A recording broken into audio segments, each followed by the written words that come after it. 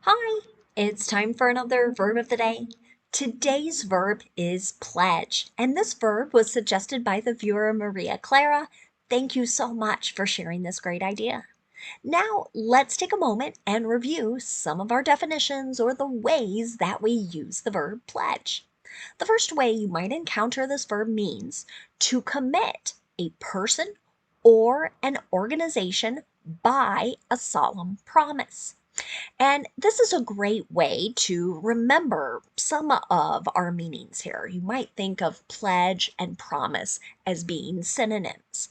When someone, generally, this is kind of with the idea of like future action, right? Um, Related to that is our second definition to formally declare or promise that something is or will be the case.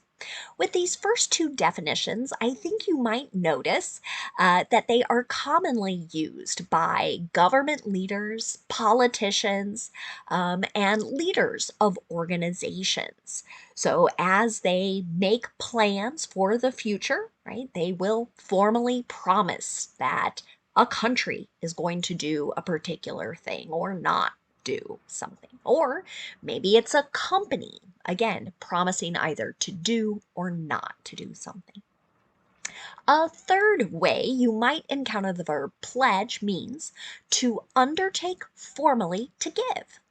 So, with this third definition, it's most commonly used in connection to nonprofits. Some people might know this as NGO or non governmental organizations, but we're really talking about charities. And when again, this could be a person, it could be an organization, makes a promise to give money to support their efforts. You will hear this verb used to describe that action. A fourth way the verb pledge gets used means to give something as security on a loan. Another word you might encounter here is the word collateral, right? So, for most people, and this is particularly true in the United States, when someone purchases a house, many times they do not have as much cash as the house really costs. Right? So they will get a loan, and as a pledge, right, or we might say as collateral, right, the bank or other entity that provided the loan gets a right to take possession of the house if someone stops paying. So that might be an example of a security. A fifth way that the verb pledge gets used means to promise to join a fraternity or a sorority.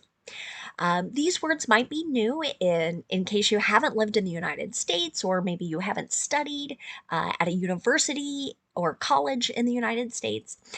These are social organizations generally grouped by fraternities are for men, sororities for women, and we'll see some examples of this later.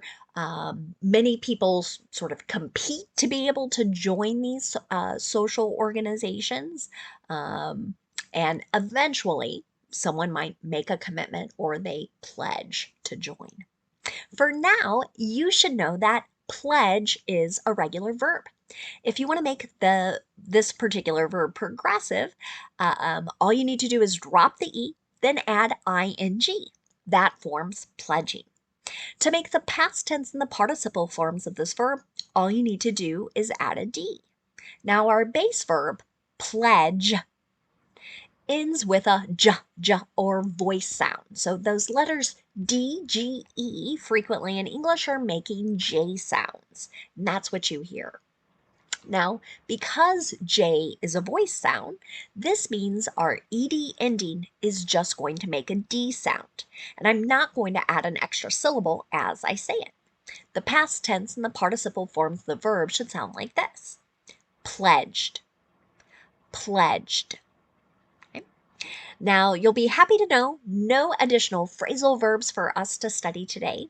So instead, we're going to move on and do a little verb tense practice.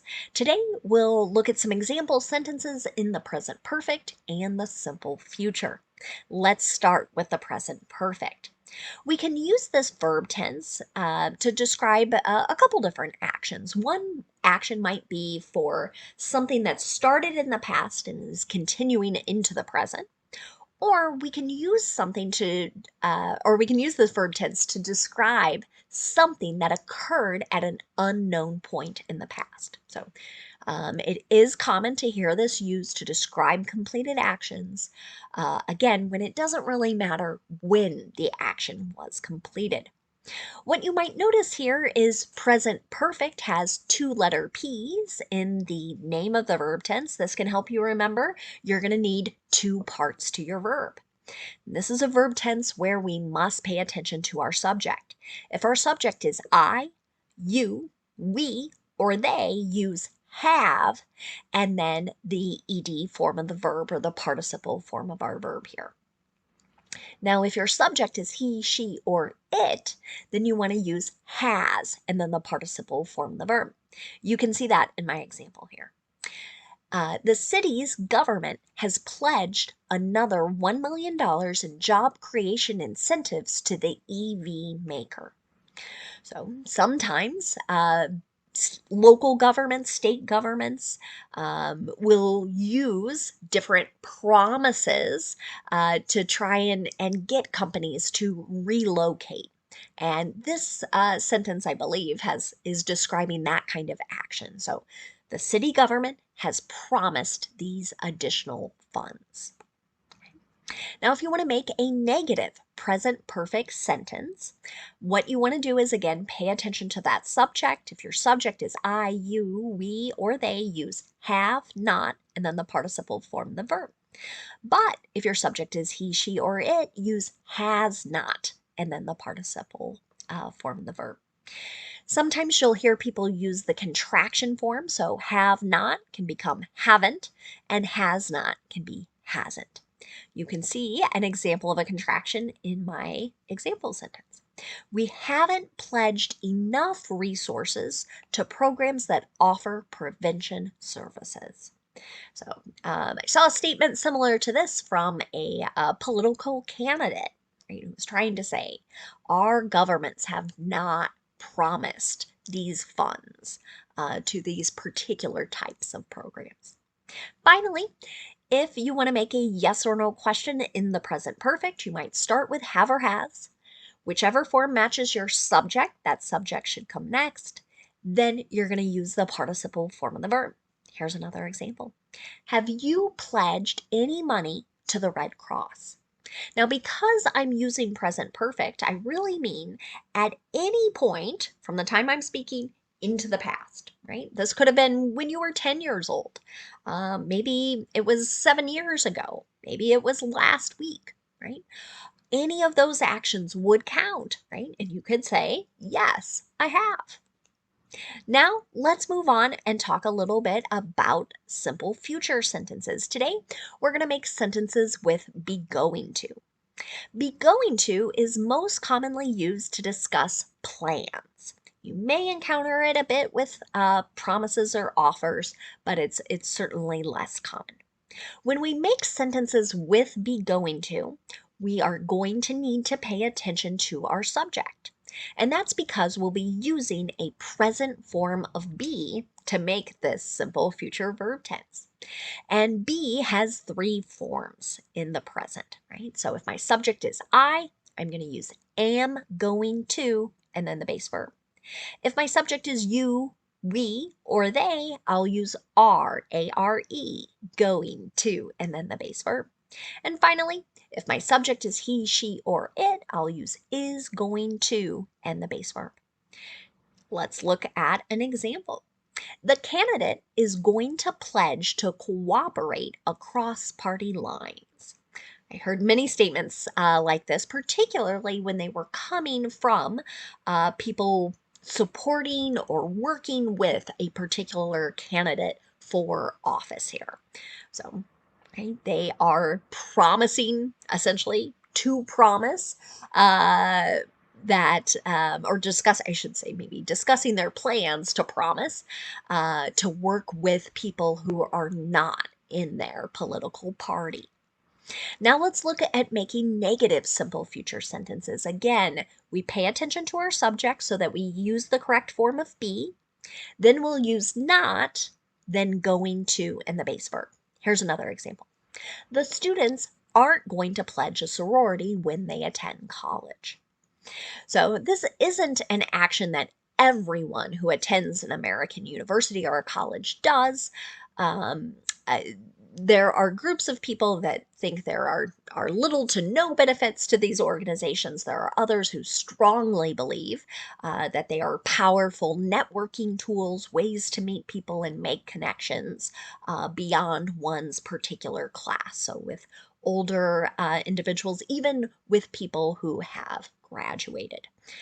Some of these organizations are focused on doing service or volunteer work, and there are others that I would say are pretty heavily focused on partying or having a great time and drinking and being social. So everybody's experience can be a little bit different, but in case those words are a little new for you, that might give you a little better context. Now let's look at making a yes or no question in the simple future. To do this, I want to start with the form of be. Whatever form matches my subject, that subject goes next. And then we have going to and the base verb. Here's an example.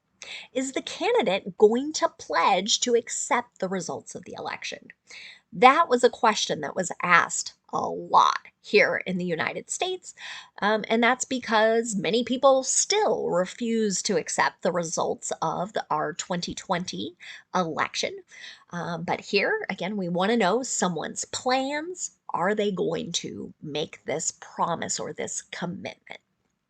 Now, let's move on and talk about some words that are related to our verb pledge. And the first word we're going to discuss is just the noun form of this word. The noun pledge has the exact same spelling and the exact same pronunciation as our verb. Like our verb, the noun pledge can have a number of different meanings. The first way to use the noun pledge is to refer to a solemn promise or a solemn undertaking. An example of this. The companies made a pledge to reduce emissions in half by 2030. Here, this is meant by solemn. I think we really mean serious, right? This is not just someone who says, I'm going to do this, and then they forget about it, right? This is a type of commitment that gets written about a great deal. People will be checking up on it. So, it's I would say maybe a slightly stronger or more serious form of that word promise.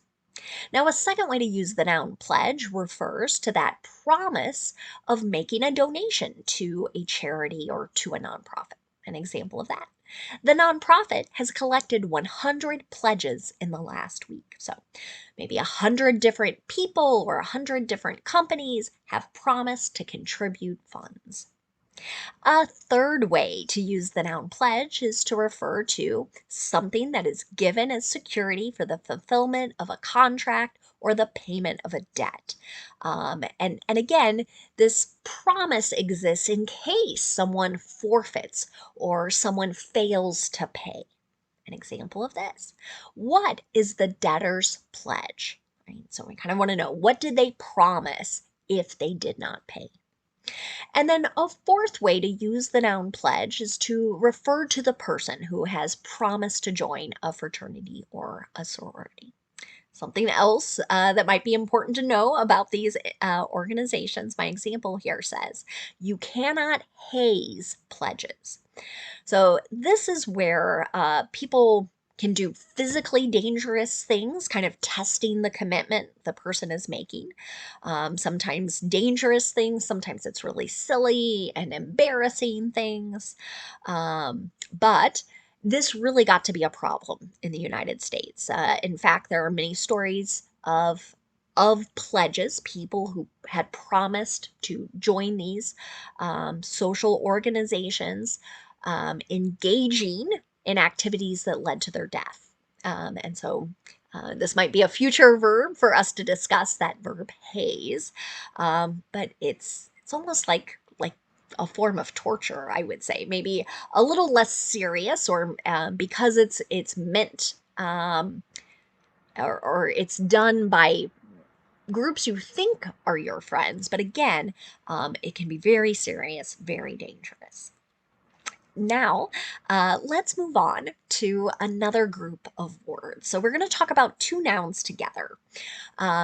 You may encounter, especially if you work in finance, the noun pledger. So this is someone who borrows money and offers something as security or as a promise for a loan. And then another related word is pledgee. So this is the person who's, you might think, is giving the loan. So the pledge or the promise is being given to that person or entity. So let's take a look. It's very common to see these words used together. So the pledger may validly consent to a private sale only after the pledgee has become entitled to commence enforcement action. Now, this language might be a very, very difficult piece to understand. We might call this a bit of legalese or legal wording, legal language. And so it's explaining what's going to happen. Okay, so we likely are talking about a situation where someone has borrowed money and they're not able to pay it back. Okay, so the pledgee has to be sort of entitled to start some kind of proceeding. After that, the person who borrowed the money, right, has to agree to a private sale, right? And this might be one way to resolve that dispute or to settle the debt. Okay? So, again, I want to say a special thank you to Maria Clara for today's suggestion. I thank you all for watching. I hope you have a great day.